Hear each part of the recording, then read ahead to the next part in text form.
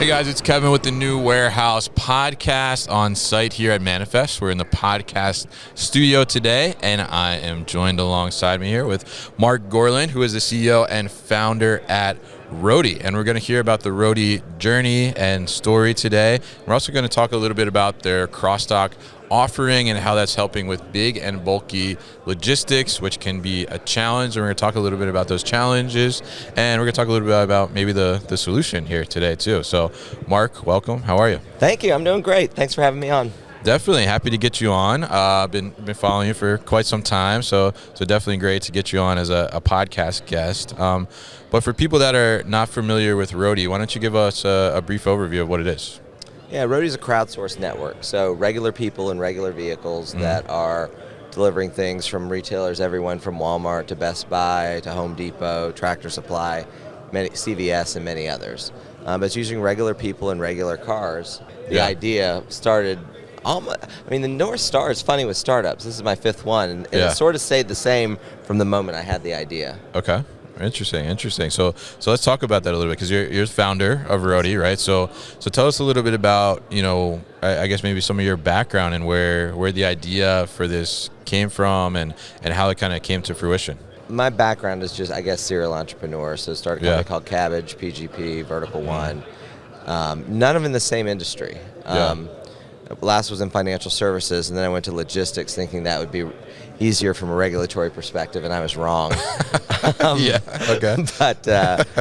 But it started literally with I live in Atlanta. I have a condo down at the beach in Perdido Key in the Panhandle. The developer didn't put pans underneath the master bathroom shower. Oh. So somebody's leaked into 6 units. Huge pain in the ass. Everybody had to clean it up, and then you're on your own to see if there was a pan under yours, but you couldn't lift it up and look. So you had to just yank it out. So I decided to redo my shower, put tile up, and be nice. Yeah. So I'm heading down. It's tile day. It's a Thursday, February 14. I get to Montgomery, Alabama.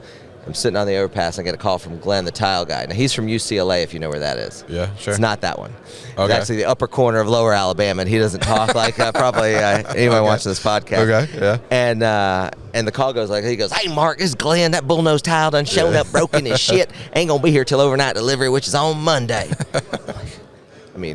Next day, it should be Friday, not Monday. I'm going to get nowhere. I was like, "Glenn, where's the tile?" Yeah. So I think it's in Birmingham, which is about an hour and a half north of Montgomery. And so I said, "Well, find out if it's there." And I hang up, and I'm sitting on the overpass of I-65 in Montgomery, Alabama. I look left, and I see all these cars going south. I look right, and I see all these cars going north. I think, there's bound to be somebody leaving Birmingham right now. Yeah. If I just knew who they were, surely they throw a box of tile in their trunk. Yeah, they're going this way anyway. Make some extra cash going down to Montgomery. Probably go all the way down to Florida, and I could have my toes in the sand by the time they got there. Yeah. And that's where the idea came about, that there's this just natural resource of everybody going places every day. Nearly 250 million passenger vehicles with 4 billion cubic feet of excess capacity. And if you could just match those up with stuff that needs to go somewhere, you could. It's more space than UPS, FedEx, the post office, and every courier that you could slap together combined. Yeah, absolutely. Definitely. And that's what got us started and got us letting people make money by delivering things that are already going the way they're going. Yeah, interesting, very interesting. And you mentioned February 14th, 2019, you said? It was in February, late February. Okay, so yeah, I was going to say we're like right around the anniversary. We're getting close to tileversary. Yeah. Tileversary. Okay, I like that. Definitely, and obviously, a very smart idea. If you look at, like you said, all these cars that are driving all over the place all the time, there's a ton of capacity there, right? To take advantage of it, and then maybe give them additional value in doing that driving as well. So tell us a little bit. Different size vehicles, because you got Priuses and you up to box trucks that work within Roadie, and it's a fun little game of Tetris to put it all together. Yeah, absolutely, definitely. So tell us a little bit about kind of the early days there of Roadie, and how it kind of evolved to where it is now as this large platform. I found when you've got a startup, it really is helpful as you're trying to find your product market fit to get an anchor tenant. So we started wrongly thinking small businesses or regular you and me would send stuff, and people did. Yeah. But you've got to, you've got this two-sided marketplace. It's kind of like eBay, Airbnb, and UPS spun together in a bucket. Okay. So you've got to get drivers ready to drive, and you've got to get stuff being sent. So we sort of messed around with small businesses for a while, and it didn't pick up. And then all of a sudden I had this idea, like, where are people always going and coming from? And thought about the airport. Right. And what else at the airport? There's lots of bags that get separated from passengers that need to be reunited with them in the neighboring, neighborhoods and communities. So we went and talked to our friends at Delta in Atlanta, super good friend of startup companies, and we think we could deliver these bags a lot faster than existing providers, which back in the day, I mean, it could be 12 hours or 3 days before you get your bags and your underwear back. Yeah. So we started with a very humble beginnings in Daytona Beach, Florida, probably doing 1 or 2 gigs a day, sometimes just to dudes at Bike Week. Right. Gradually progressed to Charlotte and Phoenix. But what that built out was a steady flow of gigs that got drivers interested, and we started to grind the wheels of deliverability to life everywhere. Yeah. And we now deliver for most of the major airlines and most of the major airports in the U.S. Yeah, absolutely, and for a lot of big retailers too, as well. Absolutely, right? Home Depot, Best Buy, Walmart, CVS, Tractor Supply. So we do in rural as well, which is sometimes harder for folks to do. But they were one of the first retailers to launch same-day delivery nationwide in the midst of COVID, and we stood that up for them.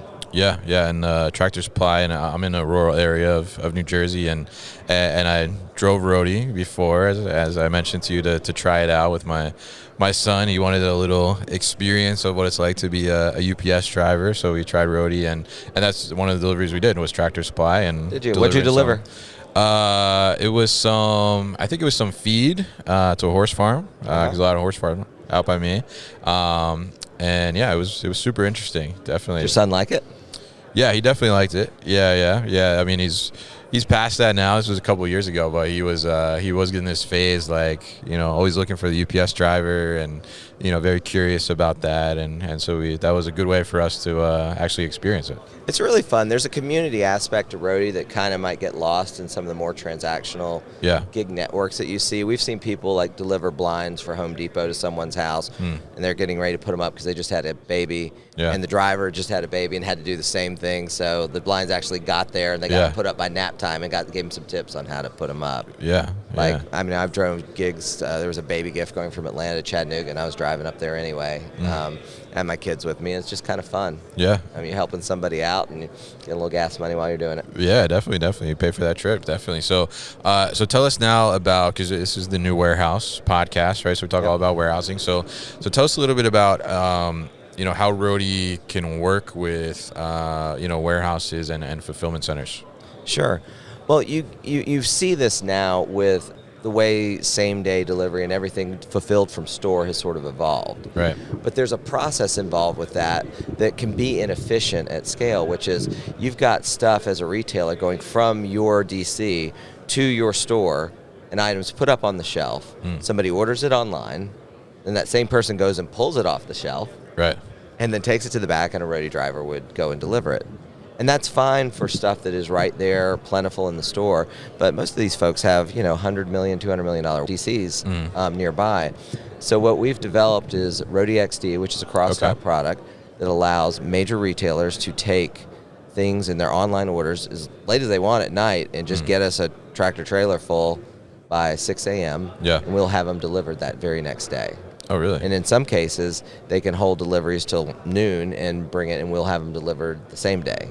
Oh, interesting. It just depends, what the retailer is and what the need is for speed there. Interesting. So you have your own cross-dock facility to enable We do. that? We have. We started it in 2023. Okay. We will have 18 up by the end of Q1. We're almost there. Okay. Yeah. We'll have 50 up by the end of the year. Oh, wow. And we'll cover 60% of the U.S. population by the end of this year. So we're moving pretty fast. Yeah, definitely. Very interesting. Yeah. So I mean, that's super interesting because I think that, there's a lot of companies that have tried to tackle same day and next day, but I think, leveraging those individual drivers like you do, I mean, I think that gives, a lot of opportunity to really kind of solve that and figure that out. It's often the drivers like it too, that they want to drive a little more. I mean, we can get things within 100 miles of a cross-dock. So, where I'm originally from in Atlanta, you can go, pretty far north and pretty far south of the airport as a marker and get a lot of things delivered the next day that otherwise might have taken a whole lot longer. Right. And skip steps. I mean, the whole supply chain is a chain because there's links in it, and you're taking out that link of having to get it forwarded closer to the customer at the store if you can actually get them all on a truck and deliver them the next day. So customer gets speed, the retailer gets it much more efficiently and much more cost effective. And from somebody that's delivering, you get a lot more density in routes to be able to do it with more items. Yeah, interesting.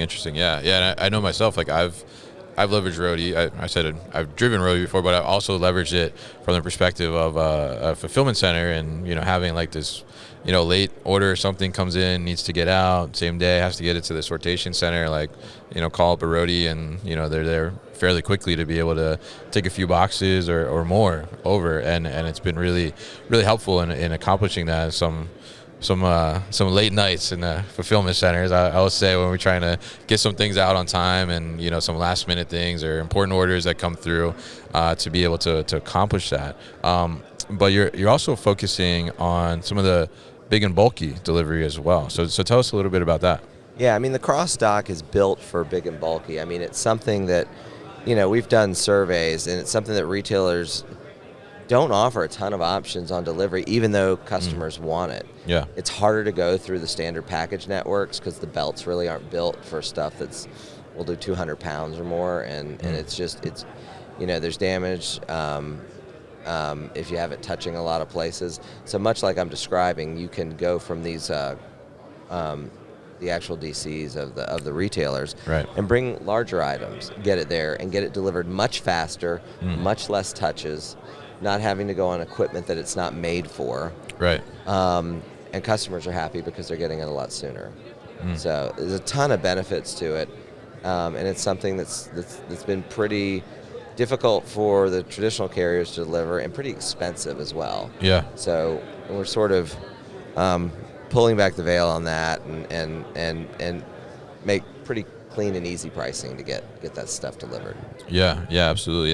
And I'm curious, I mean, who do you what kind of worker do you see that's usually like jumping on the platform as a driver and leveraging it as kind of a gig work?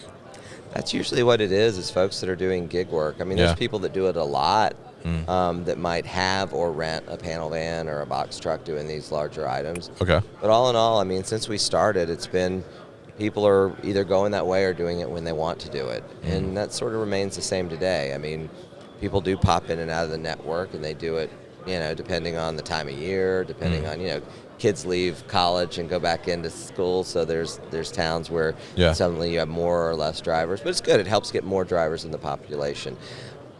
We probably have more drivers than most, and we're okay with episodic use. It's harder on Roadie because you got to onboard them, and there's a cost to doing that with more drivers. Yeah. But it provides an amazing amount of scale when you need it. You literally have the delivery church built for Easter Sunday, because you can scale up when you have these massive events. Think about a big snowstorm in the Northeast. You get Snowmageddon, and all of a sudden there's 800 bags at Orlando Airport. Yeah. We've seen this happen.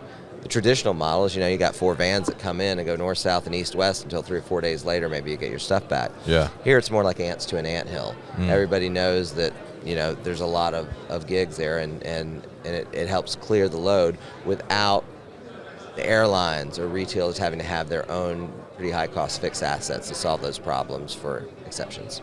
Yeah, and I think that's great to hear, and I think that flexibility too, I think is a great thing, and I'm curious in that regard, as you're tackling cross-dock and you're looking at big and bulky as well.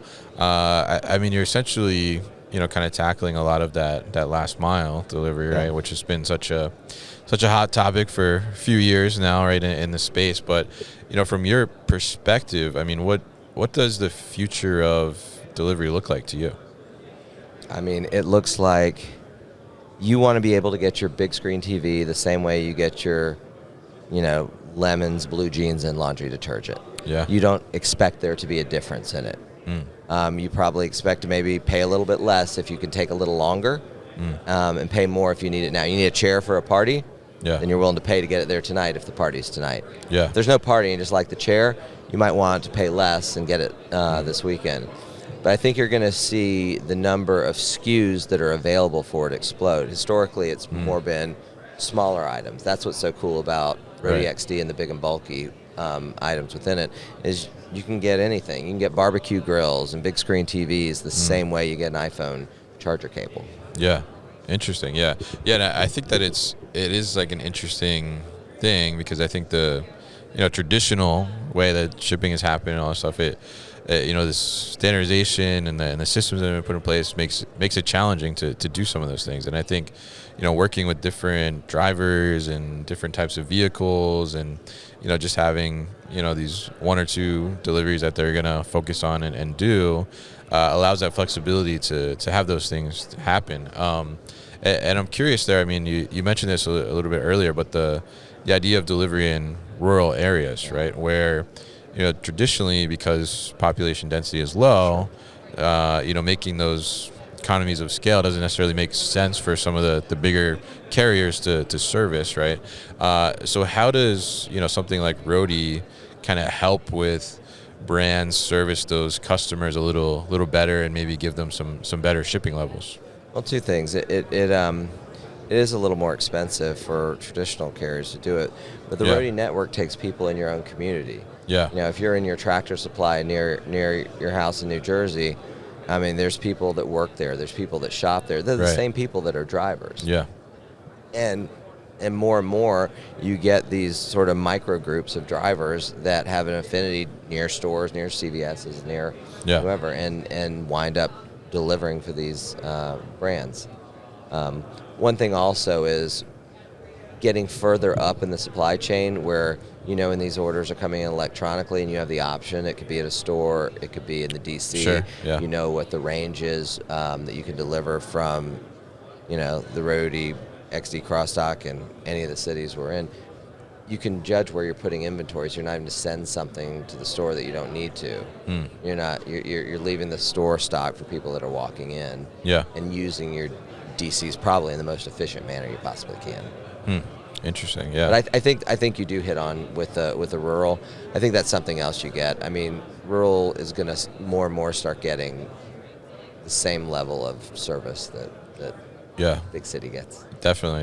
And I think it'll be interesting to see how that continues to evolve as well, and very interested to see how the crossdock continues to evolve. I mean, with 18 finishing in Q1 here, and then 50 by the end of the year. I mean, it sounds like you guys are really making a push towards that to be able to do that and facilitate a lot of that kind of same day delivery and making that happen. And so if we look at the future, obviously the future has 50 crossdocks in it, right? But beyond that, what does the future of Roadie look like? I mean, pretty fast from starting with our first crossdock last year, setting up the whole network to get to 50 by the end of this year. But if we're at 60% of the population by next year, I expect to be in the high 90s by the next year. Yeah. And getting lots of big and bulky products from brands, running through that, getting to folks way faster and way easier too. I mean, you ever order a coffee table or something and you get a call from somebody you don't know and they're like, it'll be there in 7 days. What time? I don't know. Between the convenient hours of 8 a.m. and 10 p.m. 8 p.m. Yeah. Will you give us a call ahead? No, not necessarily. So it's sort of standardizing that with technology and visibility tools that make it easier on the retailer, make it easier on the end customer, and make it easier on the driver where everybody knows where everybody is at the same time. Interesting. Yeah. And I think that, the more that tech comes into play, like even the consumer, right? I mean, we're joking about it here because it's such a standard thing, right? But it's such a thing that everybody's like, why is it like this, right? Like, why we have all this technology and, why can't we get better visibility? Why can't somebody let me know a little more exactly like when it's going to deliver, right? And I think the consumer likes that. It's not easy, but it's not that hard. I mean, you should be able to track the stuff coming to you the same way you track a pizza. On Domino's coming to you. Oh, yeah. And that's the level of ease that we're trying to make it for everybody. Interesting.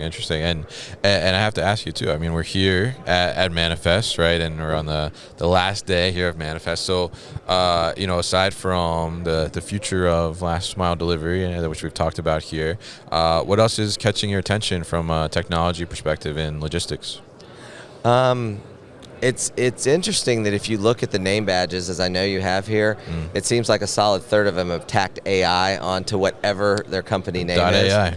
Everything is .ai here. I think it's going to be interesting to see how much of it is hype and what shakes out to be really meaningful. We're seeing great gains in our customer support channel, just because we have a data set, we know of what's happened before and how we can get people service much more quickly, and they don't have to talk to a human being. Yeah. But they're not irritated about it either, because they've been hitting 7 and then 9 and running around. Yeah. So we've seen a lot of gains from it. So it's a bit of a puzzle to kind of listen to all the different tech here and figure out, okay, is that really solving a problem, or is it just shiny right now? Yeah. Interesting. I like that, definitely. And I think there's certainly a lot of great technology that we see here, and I think that's a great way to look at it, right? Like, what is truly solving a problem, and what is something that's like very cool, but is it going to continue to solve a problem and be practical for the long term, right? I kind of like going around being like, how would you explain what you're doing to your mom? Yeah. And if you can't get somewhere close to that, yeah, then they might need to iterate a little bit more on what the product or the product market fit is. That's good. A mom test. There you go. Absolutely. Definitely. So very great to talk to you, Marc, here and catch up and learn about Roadie and kind of the journey and what you guys are working on with the crosstalk and big and bulky. I think great service that you're rolling out there and going to help a lot of people to get that better delivery experience that we talked about here. So if people are interested in learning more about Roadie or connecting, what's the best way to do that? I mean, you can just go to roadie.com to learn more if you're a sender, and take you through a journey to get in touch with us and figure out what's best for you. If you're a driver, just go to Roadie Driver on whatever phone you use, Google Play or the App Store. All right. And you got to work on your son now to get back into the groove. We need to get him back as a driver. Yeah. You hear that? You hear that, Gavin? He doesn't watch my stuff, but mine don't either. We'll see. A couple of years he'll have his license, so maybe he'll be doing some driving himself. I don't know. We'll see. We'll get him a Roadie hat and shirt to get him started. Yeah. Okay. All right. That sounds good. Definitely. So definitely check out the website at thenewwarehouse.com, as well as in the show notes here. So Marc, thank you once again for joining me here. Thank you so much for having me. Appreciate it, Kevin. Hey guys, thank you so much for tuning into today's video here on our YouTube channel, The New Warehouse Podcast, and I appreciate you tuning in. If you liked what you saw, make sure you subscribe to our channel, and if you like this video in particular, make sure you like it as well. And if you want to get this great t-shirt that you see in the video behind me, Warehouses Are Sexy, head to warehousesAreSexy.com and get your own.